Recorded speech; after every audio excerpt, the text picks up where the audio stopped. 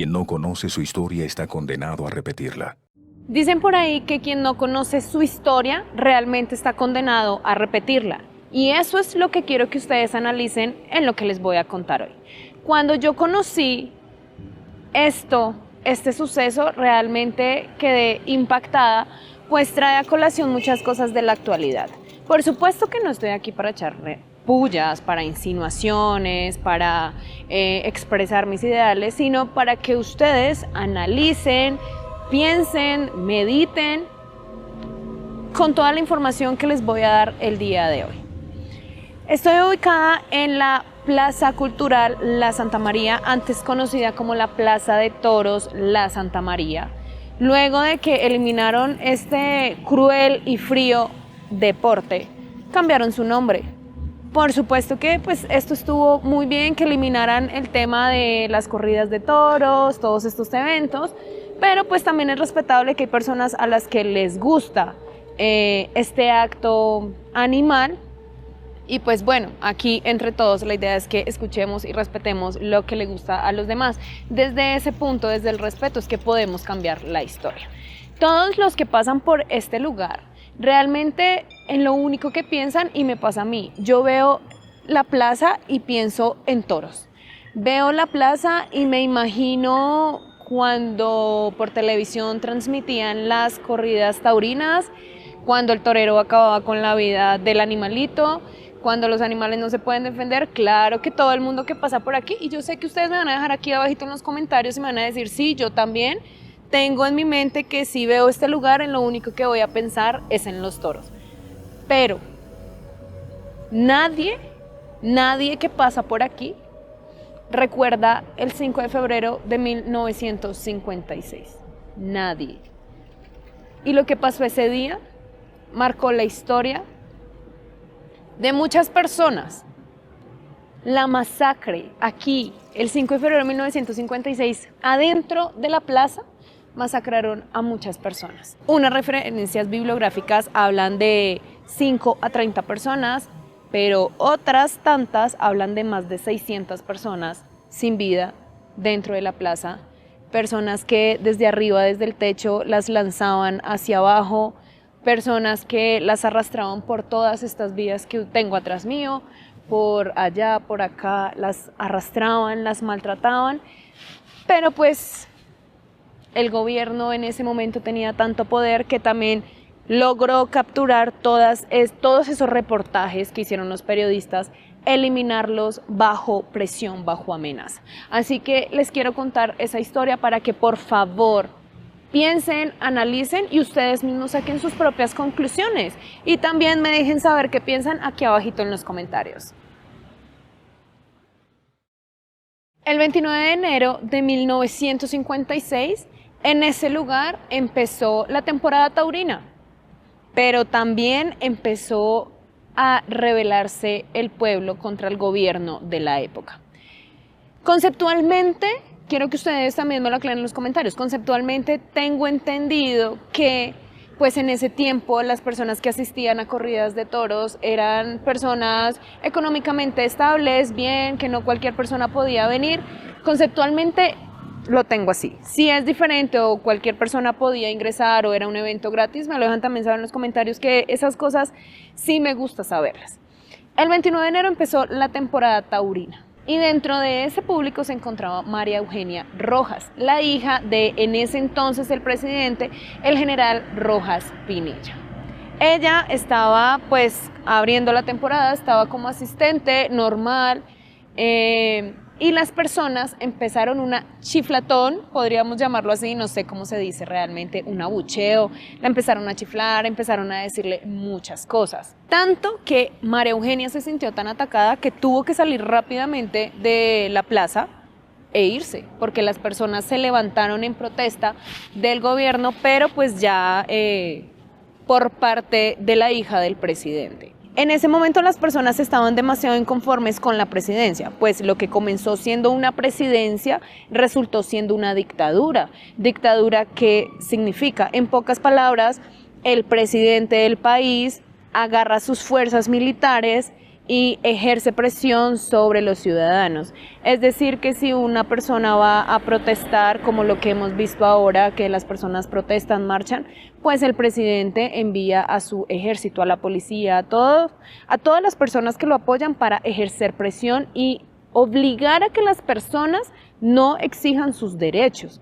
Las obligan a fuerza mayor, a fuerza bruta, hasta con violencia, para que las personas hagan silencio. Esa es una dictadura que se estaba viendo ya en el gobierno de Gustavo Rojas Pinilla. Las personas en esa época ya venían muy inconformes con todo el gobierno que estaban viviendo. Recuerden, no quiero que suene aburrido, pero estaban viviendo la guerra bipartidista entre conservadores y liberales. En ese momento, en 1953, cuando Rojas llegó a la presidencia, conservadores y liberales hicieron un golpe de estado para quitar al presidente de la época, que se llamaba Laureano Gómez. Él también estaba ejerciendo una dictadura muy fuerte en contra de su propio pueblo. Así que pues las personas terminaron con esa guerra de partidos, contra hicieron una gran revuelta y el pueblo mismo puso a Gustavo Rojas en la presidencia. Todo iba marchando muy bien, el tipo era buen presidente, las personas lo querían, no mostraba señales de ser un dictador, no mostraba absolutamente nada de eso, hasta que en el último año de su gobierno empezó a sacar las garras, como dicen popularmente. Ya quiso mantenerse en el poder, ejercer presión de cualquier manera, llegó con cara buena, cumpliendo, dando gusto, y al final, cuando iban a sacarlo, pues ya se le cumplía su plazo presidencial. Ahí sí sacó todos sus poderes, todas sus garras, y empezó a reprimir a las personas para que nadie estuviera en contra de él. O sea, de cualquier manera, fuerza bruta, como fuera, se quería quedar con el poder del país. Así que ya en 1956 las personas empezaron a dar cuenta de la bestialidad que habían cometido, pero pues digamos que como seres humanos también las personas quieren un cambio, creen en las palabras bonitas, creen en el cambio, porque pues al principio estos personajes te muestran a ti un panorama diferente a todo lo que han vivido usualmente. Y cuando ya les llega la hora de salirse es cuando atacan realmente y la gente empieza a decir: ¿qué hice? O sea, ¿cómo fui capaz de tomar esa decisión? ¿Cómo me pudieron engañar de esa manera?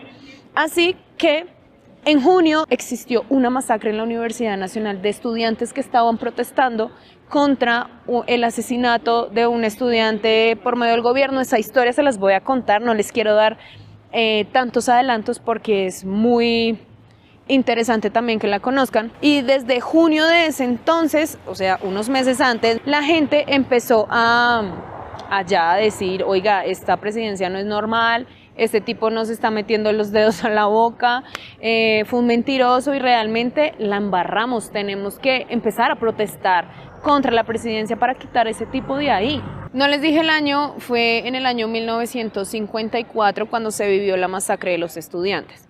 Pero adicional a eso, pues ya se iba a empezar a cumplir el primer año de mandato de Gustavo Rojas, y él tenía preparada una fiesta nacional.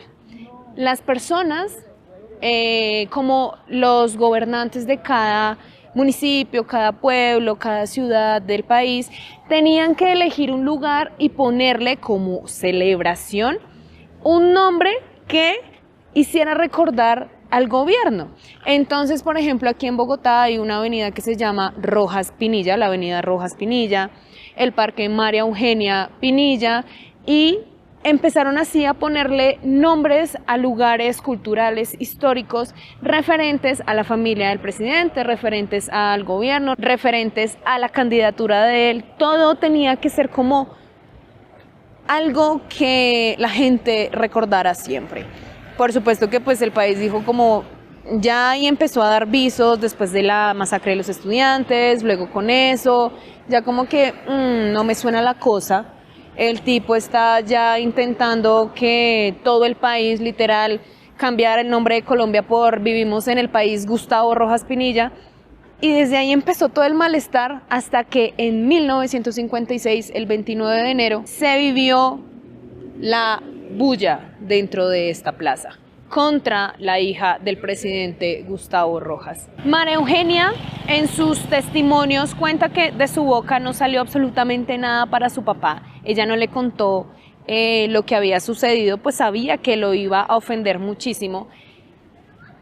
Pero pues finalmente se enteró porque él tenía como tan monopolizada las fuerzas militares que por supuesto esto estaba custodiado por policías, por militares, y le llegó a oídos del presidente lo que le habían hecho a su hija. Así que esa semana el presidente en la Casa de Nariño gestó un plan horrible para reprimir, para callar a las personas que estaban en contra de él. En ese momento la plaza tenía capacidad para 14.000 personas, 14.000 asistentes, y Gustavo lo que hizo fue comprar 7.000 boletas para enviar como civiles, o como él los llamaba, disfrazados de paisanos, a los militares y la policía a los que él les dio boleta. Ese día, el 5 de febrero, 8 días después del abucheo, se vinieron aquí infiltrados, los militares. Eran 7.000 militares infiltrados y 7.000 civiles inocentes.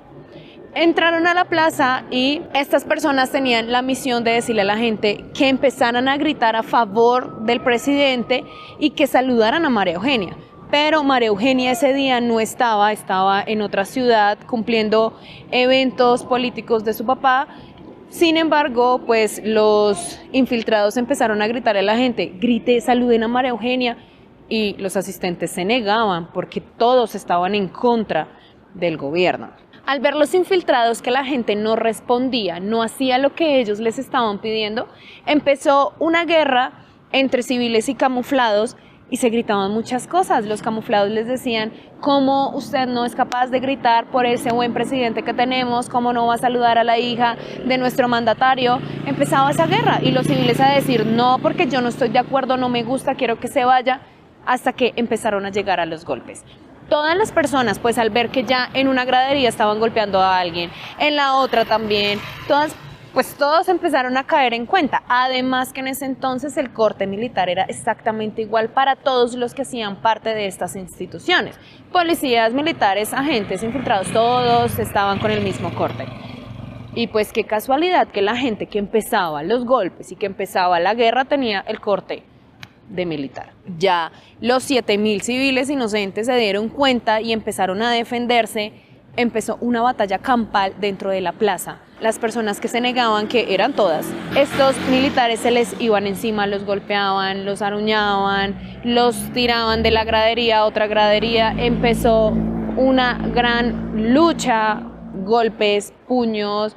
Hay unas personas que dicen en la historia y en los testimonios que se han logrado recolectar de esa época que los policías estaban tan ofendidos que cogían a las personas, las ponían en el piso y les empezaban a jalar el pelo hasta que se lo arrancaban a mechones, a las mujeres, a los hombres. Aquí no definían si es hombre o si es mujer, no, era todos contra todos.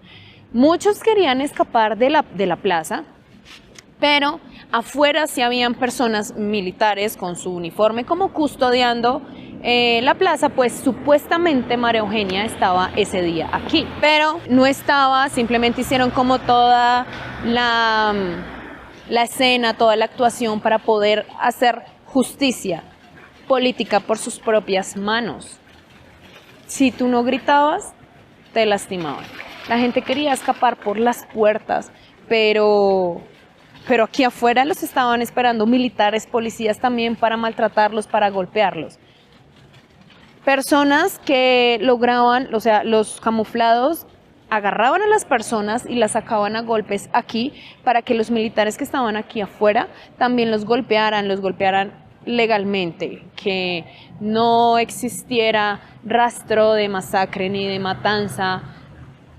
Todo era un plan, o sea, en verdad el presidente planeó toda esta revuelta para él lavarse las manos, para librarse y por supuesto para que no quedara registro que había sido él. La revuelta acabó porque prácticamente ya todos habían golpeado a todos, ya no había quien más ajusticiar Y el presidente luego de esto tomó acciones, empezó a reprimir a los medios de comunicación que llegaron hasta acá con amenazas de vida, de muerte, para que eliminaran todo el material fotográfico, de video, todos los reportajes que habían hecho, que los eliminaran, y con eso pues no quedaba evidencia y todo esto quedaba en el olvido. Las cifras a todo esto, a las víctimas, son muy variables, como se los dije al principio, porque no lograron recolectar toda la información. De hecho, las víctimas de esa masacre, nadie conoce su nombre, las sacaron de la plaza y se las llevaron también, esas personas se las llevaron y supongo que las dejaron en una fosa común. Muchas personas quedaron perdidas en el olvido, nadie sabe qué pasó con bastantes cadáveres aquí pues de la zona.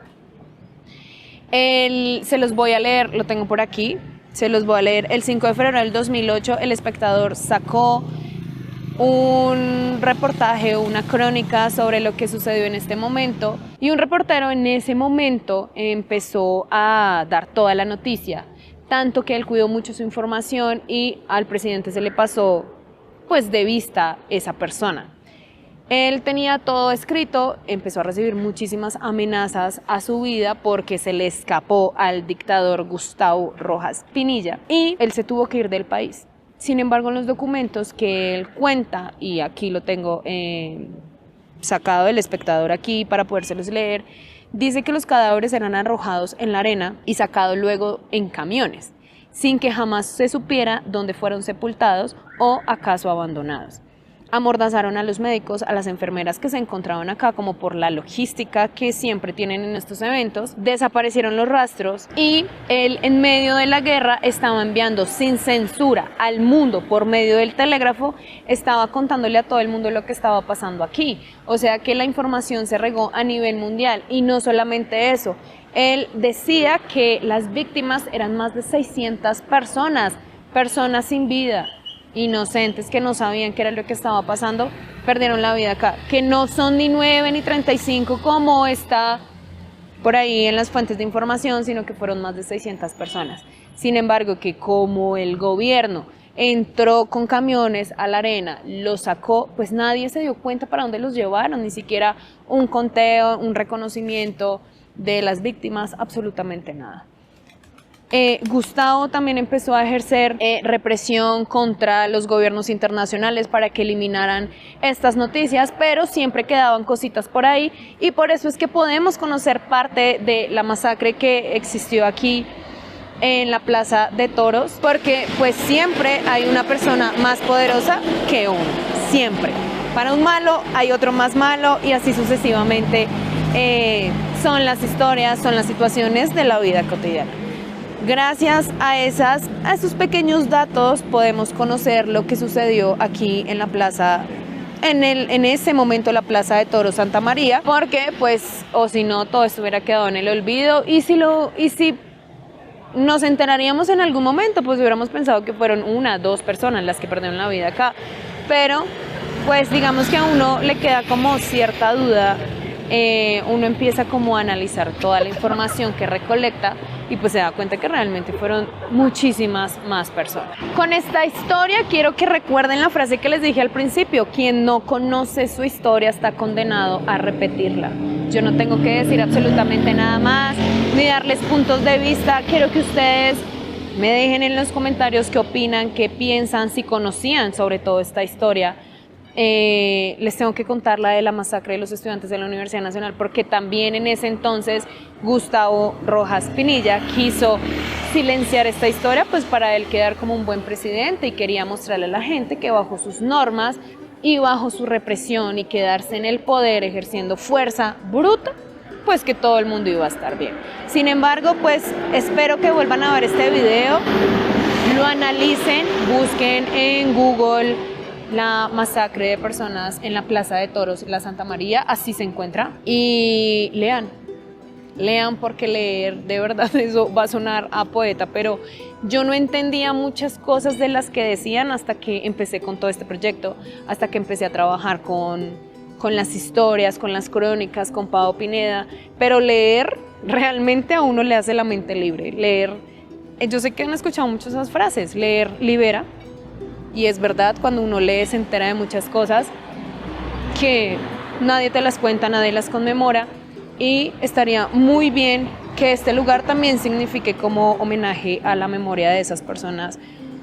¿Quién sabe cuántas? Digamos que 100, hagamos un promedio, 100 personas que perdieron la vida en este lugar por estar exigiendo sus derechos, por querer ser libres, por querer tener un país bonito y donde se pudiera tener una calidad de vida justa para todos los ciudadanos. Si a sus amigos, sus familiares, las personas que conozcan les gusta la política y estas historias todas olvidadas, compartan el video. Recuerden seguirme en todas mis redes sociales. En verdad tengo muchísimas más historias para que recuerden. Nunca las olviden y analicen mejor cada decisión que ustedes tomen en cuanto a política, decisiones personales. O sea, esto también sirve cuando uno va a tomar como sus propias decisiones de vida. Todas estas cosas a uno lo hacen analizar mucho y quiero que ustedes, por medio de mis videos, de mis historias, siempre tengan un poquito más de conciencia y vean más allá de lo que realmente está pasando en el país.